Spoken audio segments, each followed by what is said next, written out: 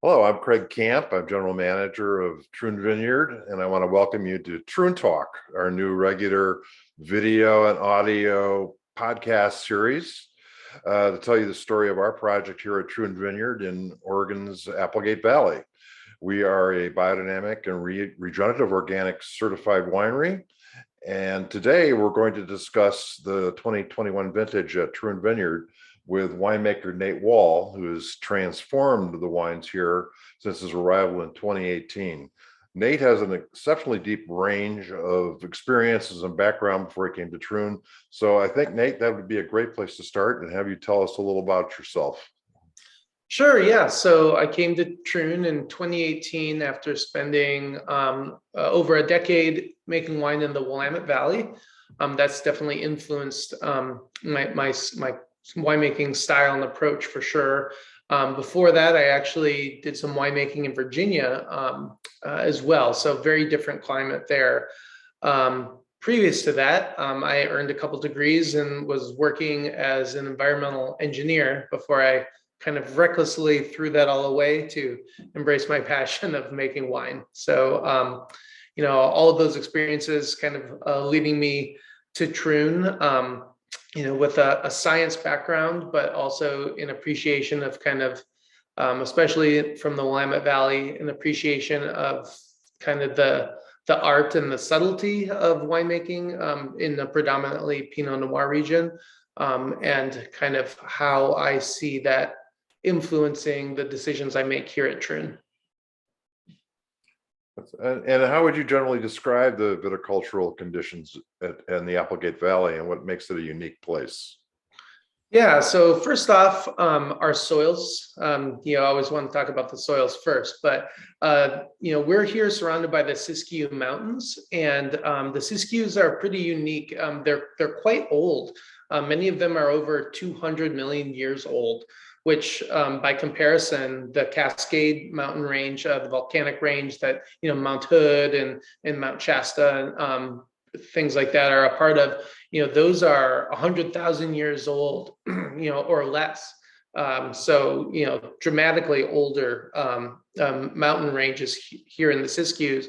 And that also means that much older soils. So most of the Siskiyous are granitic. So the soils that we have here are decomposed granite. And as I said, they're older soils than most other parts of the state. So we have some of the oldest geology here of the state. Also, I guess then in terms of our climate, so we are in a Mediterranean climate, like much of the West Coast. That means most of our rainfall occurs only during the late fall through the spring, and then our growing season then is quite dry. That helps in many ways for us, particularly with our type of farming, with our organic and biodynamic regenerative agriculture type approaches. We have very low disease pressures in general here, not a lot of fungal issues, things like that, because of that dryness during our growing season. So that does really help us in a lot of our viticulture here as well. But I think, the interesting thing is when a lot of people think about Oregon, their first thought is the Willamette Valley, which is 3 hours north of us, and is a much, cooler and wetter growing region than we are down here in Southern Oregon in the Applegate Valley. So, what I'd like to say is that, we are a really warm, cool climate in the Applegate. And that aspect is really what I think you see in our wines, because in general, cool climate growing regions are known for their acidity. And in general, warmer climate regions, don't have that acidity, but have, greater ripeness, often showing themselves in, just larger, more structured wines. But we are smack dab in the middle of those two extremes. We are a warm enough climate to ripen these grapes like Grenache and Tannat, some of the white varieties, Vermentino, Marsanne Roussanne take a little bit more heat, Syrah can ripen here, certainly ripens great. It can also do well in cooler climates, but we have the heat to do that, but then we also have this great kind of cooling effect here where the mountains around us, the ocean influence, we are just 60 miles from the Pacific Ocean. So we can get a cooling influence from the ocean that kicks in around 3 o'clock or so in the afternoon. As the valley heats up, that warm air rises and it creates a vacuum that starts pulling in that cooler air from the ocean, and that cools us down and helps maintain that acidity. So we have acidity similar to a cool climate growing region, but then we have the heat that also allows us to ripen some of these warmer grape varieties. So we are like a warm, cool climate growing region here. And I think that's what makes the Applegate Valley very unique, and what really allows us to make the wines we do, which can have like an elegance and a finesse to them, like a balance, that I think is a real kind of calling card of the Applegate Valley. So the Applegate Valley being located between the Willamette Valley in the north and the Northern California wine regions to the south, would you describe it as a transitional zone it's got some of the aspects of both? Right. Yeah. I mean, it's definitely, you do get, I think that the best of both worlds there. It's a very unique region. It's in terms of biological diversity, by the way, it is one of the most diverse ecoregions in America, because of these kind of converging. We get like the cooler, wetter, conditions from up north, but the warmer, drier conditions from down south, and they kind of converge right here, especially in the Applegate Valley. So we do get both the kind of the best of both of those worlds, as well as that gives a lot of the diversity that you see here. I mean, we don't have like a single grape that defines us in the same way that Pinot Noir does to the Willamette Valley, because there's so many, there's mountain ranges around here. There's a lot of different elevations. We haven't talked about elevation. Elevation is pretty important. Our valley floors are higher than the highest points of the Willamette Valley, for example. So, we're working with a lot of different elevations here. There's a lot of different, slopes and different aspects. And so, you can find a region to grow a lot of different grapes here really well. And that's a lot of what makes this growing region really exciting, is that we do have the ability, if the site selection is done well, to grow a lot of things really well. Do you find vintages in Southern Oregon to be consistent or to vary significantly? Well, there's the entire climate change discussion with, new normals and all of that. But I would say that we have found a little bit of a new normal these past, well, certainly since I've been here, but even before even before 2018, I've been working with fruit from Southern Oregon for 6-7 years before that. So I have been coming down to the area, bringing grapes back up north. And I would say that things are somewhat in a new normal. And it feels like while we do have some consistency in what to expect, certainly our ripening dates can vary, plus or minus a couple weeks, maybe at most, more like about a week or so different between vintage to vintage, but not like months. We're not seeing like a dramatic shift.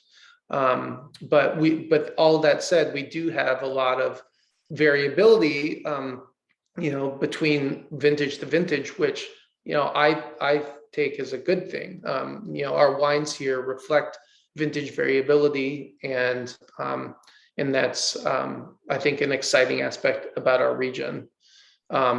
If we're going to talk about 2021 and specifically, I would say that we were having a pretty like new normal year up until early June. And then in early June of 2021, we had a heat event, which is not unusual in and of itself for our region. Like we do often have, areas of, we get times when it's 100, 105 degrees for several days in a row, but those normally happen in August, not in June. So we generally go through veraison, the color change of the grapes, where they stop, getting larger, they stop growing larger and they start focusing on ripening at veraison. That normally happens in August for us, different points for different grape varieties.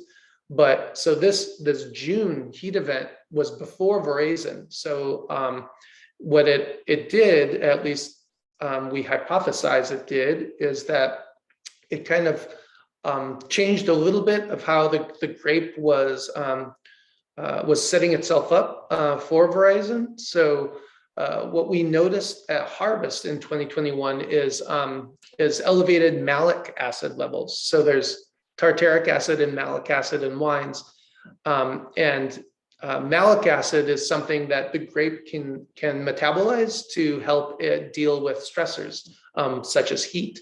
And likely because of that early heat event, we had more malic acid produced in the grapes. So that, and then interestingly enough, we did not have a similar really high heat event later in the year.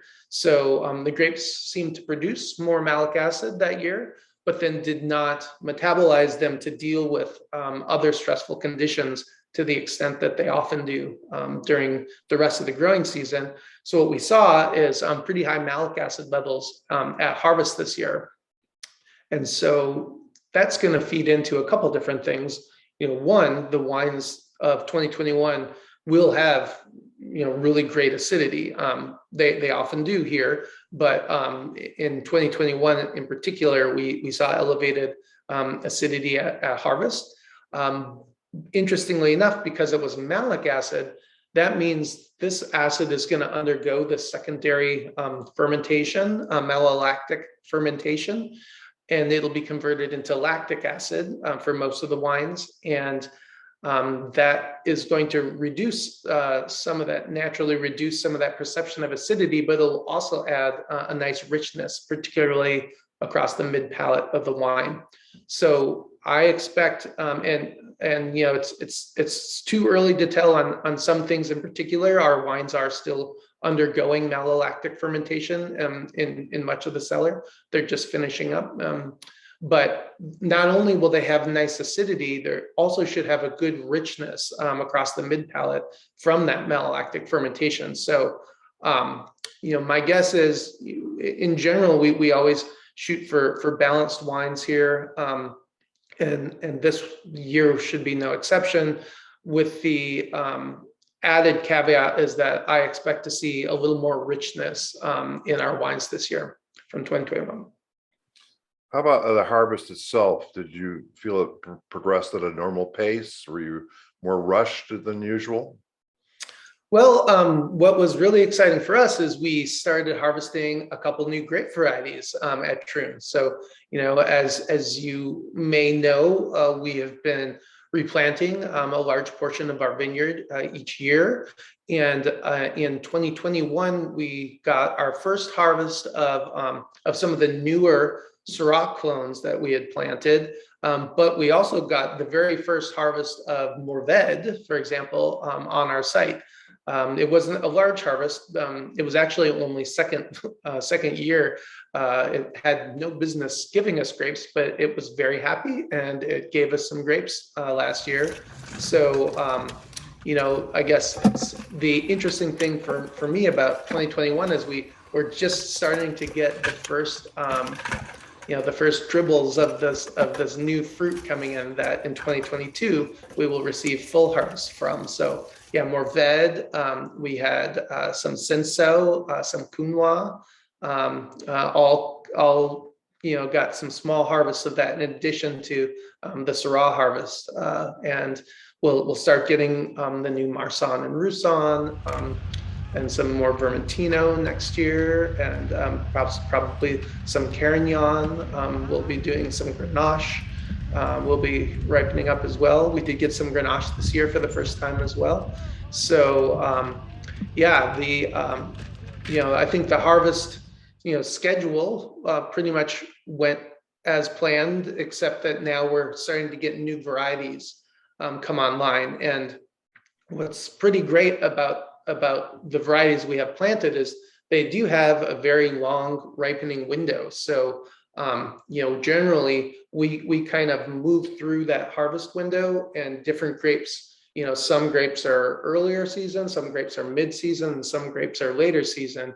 And it kind of lets us have a consistent harvest just, throughout, starting in, for rosé harvest, starting in early September, early to the, second week of September or so, and then going through, late October is our harvest window, and different grapes ripen up at different times. And it lets us pick those grapes without ever, kind of at our leisure, without ever getting like a flood of grapes coming into the winery at the same time. So, kind of consistent. And that's what 2021 was for the most part. It was, grapes coming in pretty consistently. The last grapes we generally harvest here are Tannat as one of the later ripening ones. This year we did, wonder about some frost, some fall frost conditions. And so that Tannat got pulled in, pretty much right as those frost conditions were happening. But in general, I think it was a pretty consistent harvest. Nothing was too rushed. We were able to get the fruit in when we wanted to. It was a harvest where we got to make almost all the picking decisions. Our hand wasn't forced by some weather event or something like that. Now, you've been making biodynamic wines from biodynamically farmed grapes now for several years. What kind of impacts do you think you're seeing in the vineyard, especially from last vintage? Yeah, so each year we farm biodynamically, and this is kind of the goal of regenerative farming. But the longer you farm in this way, the better the vines get, the better the land gets. You are improving the land through your farming, rather than extracting and basically making it less. You are actually, it's an additive process. You are regenerating that land, making it better. So we are seeing that certainly in the grapes and in the cellar and the fermentations. So through the years, as we continue to ferment with our indigenous yeasts in the winery, and then those grape skins and stems and seeds go into our compost pile. That compost is spread throughout the vineyard, kind of re-inoculates the vineyard with those native yeasts. And then the following year, when we bring the grapes in, they've had like an extra little inoculum of those yeasts in the vineyard. And we do it again, we ferment, we compost it, put it back out there. And what we're seeing is year after year, our native ferments, basically they get like happier every year. So they get, they seem to kick off a little faster. They just ferment some more smoothly. Part of the farming is also making our vines healthier. So it's actually the nutritional components of those vines. They have better intrinsic nutritional value. So the yeasts have more to work with. They are fermenting healthier with better nutrition. So those ferments are starting faster, going along smoother. And we're just seeing like that happen kind of a little bit more every year. And I attribute that completely to our farming, where as we are, making that virtuous cycle and returning those yeasts and added nutrients, through our compost program back to the vineyard, we're seeing that, pay dividends in the cellar year after year through these cleaner, healthier ferments. So your first wines from 2021 will soon be going in the bottle. Can you comment on the first bottling coming up?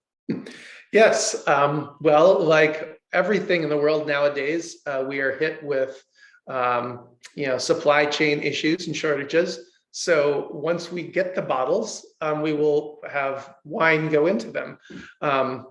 So a little bit of a challenge just getting glass this year.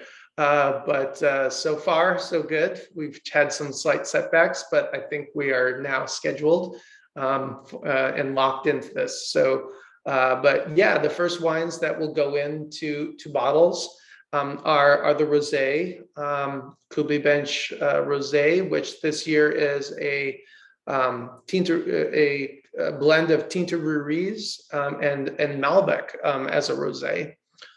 So that should be the Tinta Ruriz as a rosé component is interesting. It gives a really nice minerality to a rosé.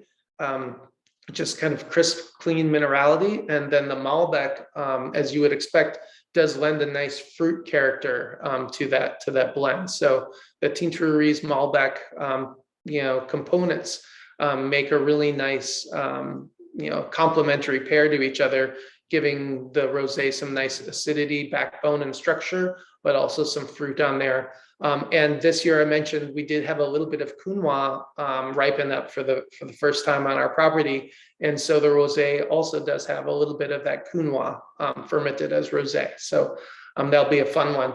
We've got that going in. We've got the Glou Glou Grenache. The Glou Glou Grenache is our carbonic maceration Grenache. So that is a situation where we take the grapes from harvest. All of our harvest is done manually, which means that we do receive the entire grape cluster because it's manually snipped off the vine by human hands. And so we take that whole cluster, 100% whole cluster grapes, and put it into a stainless steel tank. We put some dry ice in there to try to get rid of all the oxygen, because we actually want an anaerobic environment for this to happen. We drop a lid on top, so it's in this totally closed stainless steel tank, and then we wait. And about 2 weeks later, we open that up, and there's been this conversion of the sugars into alcohol without having the grapes be crushed. So that conversion is actually happening inside the grape, which means that you're getting what's not a fermentation. It's actually a chemical, like enzymatic transition of the sugar into alcohol. That's occurring without contacting the skins. So once we do pop that open, we do foot tread it, and then the wine will finish its fermentation in a more traditional aerobic a yeast-driven fermentation. But that first 2 weeks of carbonic maceration gives it like a really fruity texture, really fruity flavors rather, and just minimal texture coming from the skin tannins, because it's not that process is occurring inside the grapes. So the Glou Glou Grenache then that will get bottled is just a really fun, it's like a Nouveau style wine that's meant to be consumed, pretty much after release. And it's fruity, and it can take a nice chill to it. This is one of those chillable reds where, on a summer day, you put this in the fridge for 15 minutes, take it out, and it's just, really delicious, to have. You don't have to overthink it. It's just a fun wine. So that one's getting bottled. Also, our Kubli Bench Amber, which is the amber wines are the skin fermented white wines. So that is where we treat what are generally white wine grapes. We treat them in a manner similar to making a red wine. So we ferment those wines in bins as entire grapes, and sometimes with whole clusters included as well. Those wines then are pressed off, barreled down, and through that fermentation process, you pick up the aromatics associated with white wines. You get those pretty floral aromatics, and some of the fruit associated with that. But then you also get texture from the skin contact, so you do get tannins, and you end up with kind of tea-like tannins to them. So you get some of the structure of a red wine with a lot of the floral and fruit characteristics of a white wine. So those are the amber wines. And this Kubli Bench Amber is a blend of skin fermented Riesling and Vermentino, as well as a little bit of Roussanne this year. We skin fermented some Roussanne for that. So that's another fun one we'll be bottling up. And the last wine we're bottling is the Estate Vermentino. So if I had to pick one grape that just loves growing at Troon more than any other, it is Vermentino. Every year during harvest, like that the grape chemistry of those ripening grapes is just perfect. It's, you're always dealing with, like, over time, acidity starts dropping and sugars start rising, and then like flavors start developing, and you're trying to like get to that point where like all those things come together in like that bullseye, and Vermentino hits that bullseye every single year. It just everything comes in perfectly, and so that grape just loves this climate, and it's one of my favorite wines that we make here, because it's just such a good reflection of our terroir, and it's clearly meant to grow in conditions like these. And so I'm always happy that we get to bottle this one up pretty soon in the season. Yeah. Were there any particular lessons to be learned from the 2021 vintage that will impact our winemaking in the future? Yeah, well, the biggest lessons we're starting to learn is how these new grapes that we have planted, how they ripen, and we're starting to learn what to expect from them. So being able to see what does Mourvèdre do at our site, how is Grenache doing for us, the Cinsault and the Counois, and getting these new grapes is really the lessons we're going to take. And like I said, we only got, as like a first harvest, or, in some cases not even, shouldn't even have been a first harvest if they were only second year grapes. But we're starting to just get some of that into the winery and kind of expect, or starting to learn what to expect from these grapes. And that will guide our thinking, certainly in 2022 here, about, what styles of wine those want to be. Some of them will be used for our rosé program. So we kind of got to taste some of these grapes this year as they were ripening, and we can tell certain part of our site. I think, these red grapes are actually going to want to be rosé. So next year's Kubli Bench Amber, we no longer have Tintoreries, planted. We do have Malbec still, but a less Malbec planted. So that Malbec will end up being used for red.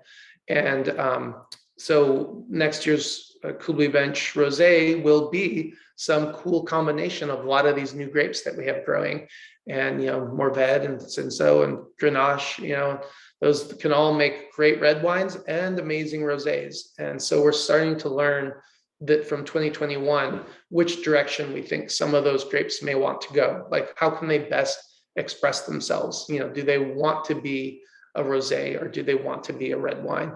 And as 2022 will tell us a lot more about that process. And so that's really exciting to be able to, it's been a long process of replanting some of these grapes, and it takes 3 years generally to start getting a crop of harvestable grapes for wine. So developing a vineyard is a very slow motion process, and it's really exciting to literally start seeing these come to fruition. It seems a good day to talk, kind of review the 2021 vintages. We're starting, it's our first day of pruning as we head into 2022. Any just final thoughts on 2021 before we move on to the next vintage?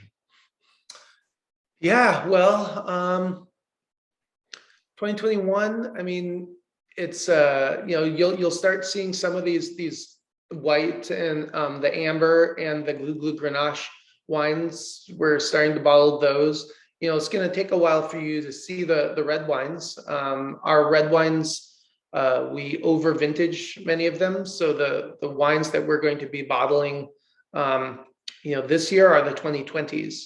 And so it'll be 2023 before you start seeing some of these 2021 red wines come out.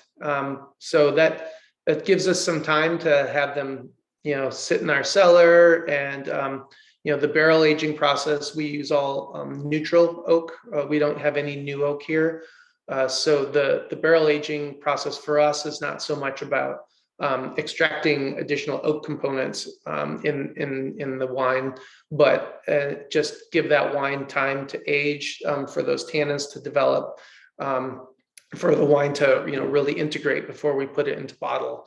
And so that's a process that'll be going on with the 2021s now for another year and a half before they go into bottle. But I'm really excited about 2021 wines. I think it was a great harvest. It was, like I said, the wines have some interesting characteristics with the fact that we had that elevated acidity. So I think that, we always go for balance here. I generally make picking decisions based on the pH of a wine, so rather than the sugar. So you can look at a lot of different components of a ripening berry, but to me, the most important one is the acidity, the pH of a wine, and the TA, the titratable acidity, because picking based upon that always leads you to a balanced wine. In some years, there may be higher alcohol, some years may be lower alcohol. Some of the flavor components of the fruit may change based on that vintage. And it will reflect vintage variation that way. If you have the acidity, though, you're always going to have a balanced wine. And so I think 2021s will be really interesting balanced wines that do have this kind of fullness and richness to them that I think will be pretty exciting. Well, we're all excited to taste them. Everybody here at the winery can't wait to get these wines out into the market and share them with everyone.